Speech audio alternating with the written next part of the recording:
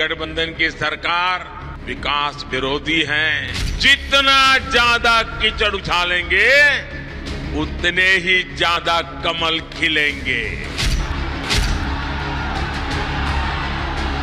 अब की बार 400 पार। मोदी की गारंटी पर देश भरोसा कर रहा है। भारत माता की जय श्री राम, जय श्री राम।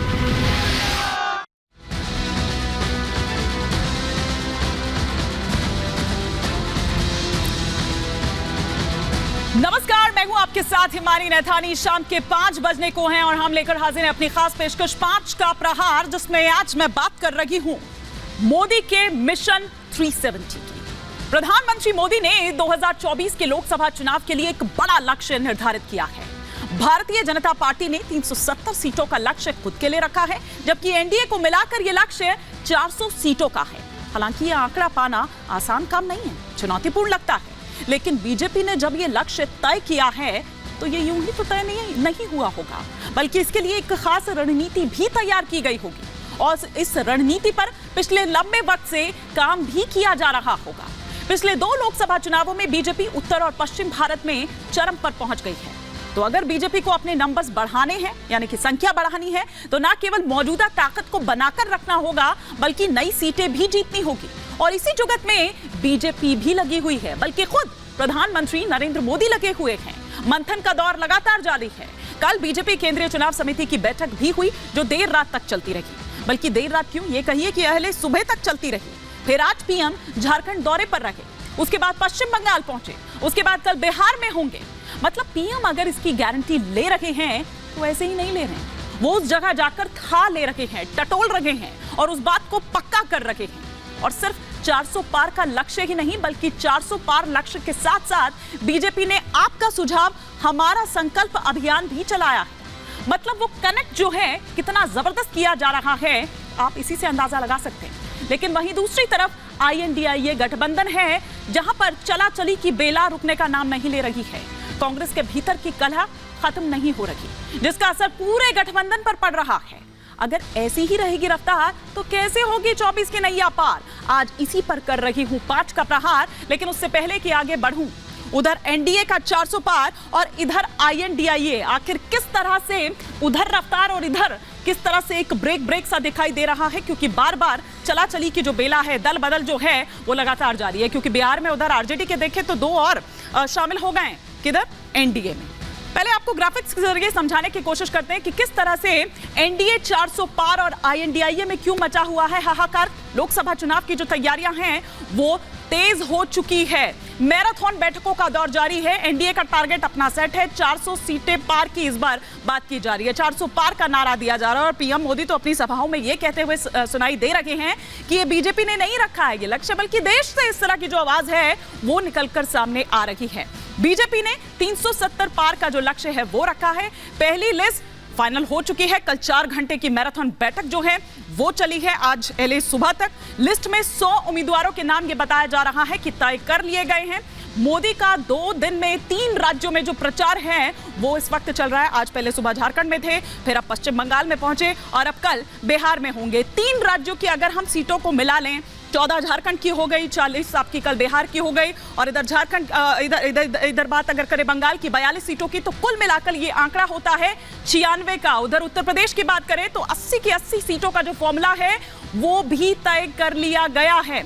तो ये कुछ आंकड़ा। दूसरी तरफ INDIA में हाहाकार मचा हुआ है। उधर आप हिमाचल में देख रहे हैं कि भले ही फिलहाल के लिए सरकार बच गई हो, लेकिन अभी भी वहां पर जो संकट है वो बरकरार है। विक्रमादित्य सिंह दिल्ली पहुंच रहे हैं और बल्कि हो सकता है कि पहुंचने भी वाले हों। 24 से पहले हिमाचल कांग्रेस में ये बगावत देखने को मिल रही है, जो कांग्रेस के लिए अच्छी खबर नहीं है। उधर बिहार कांग्रेस, मैंने पहले भी कहा, जिस तरह से 2 उसके विधायक इससे पहले टूटे, इधर आरजेडी का एक विधायक जो है वो एनडीए में शामिल हो गया है।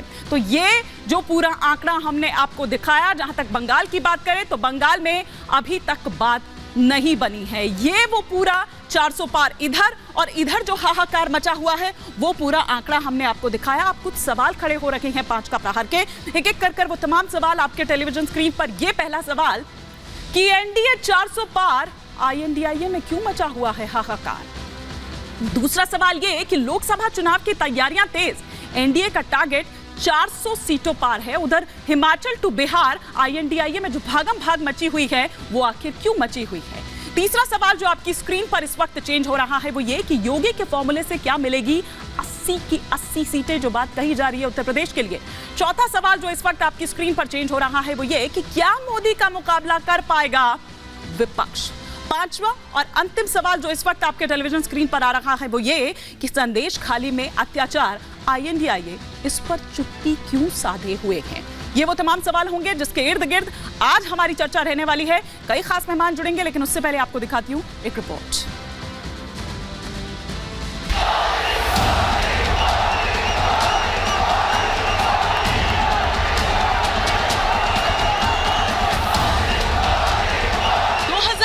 चुनाव की रणभेरी बच चुकी है। प्रधानमंत्री मोदी एनडीए के 400 और बीजेपी के 370 पार के लक्ष्य को आगे बढ़ाने के लिए निकल चुके हैं। पीएम मोदी अगले 2 दिन झारखंड, बंगाल और बिहार में चुनाव प्रचार करेंगे। पीएम मोदी के धुआंधार प्रचार से तीनों राज्यों की लगभग 96 सीटों पर जीत तय मानी जा रही है। झारखंड में प्रधानमंत्री मोदी ने एक जनसभा के दौरान आईएनडीआईए गठबंधन पर हमला बोला। इंडी गठबंधन की सरकार विकास विरोधी है, जनता विरोधी है। ये लोग जनता का हक छीनकर सरकार में मौज करने के सिवाय उनके पास कोई विजन नहीं है। बीजेपी ने 370 पार के लक्ष्य को पाने के लिए अपने उम्मीदवारों की पहली सूची तैयार कर ली है। पहली लिस्ट में 100 उम्मीदवारों के नाम फाइनल हुए हैं। ये बताया जा रहा है कि इस लिस्ट में प्रधानमंत्री नरेंद्र मोदी, रक्षा मंत्री राजनाथ सिंह और स्मृति ईरानी जैसे कई दिग्गज नेताओं की सीट फाइनल हो चुकी है। वहीं पहली सूची में कई सांसदों के टिकट भी काटे गए।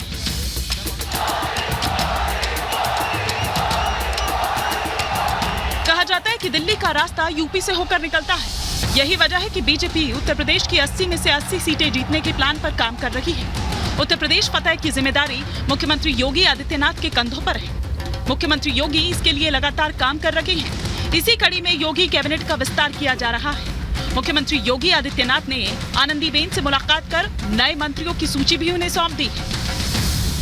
जो जनता का लूटा है वो लौटाना पड़ेगा, ये मोदी की गारंटी है।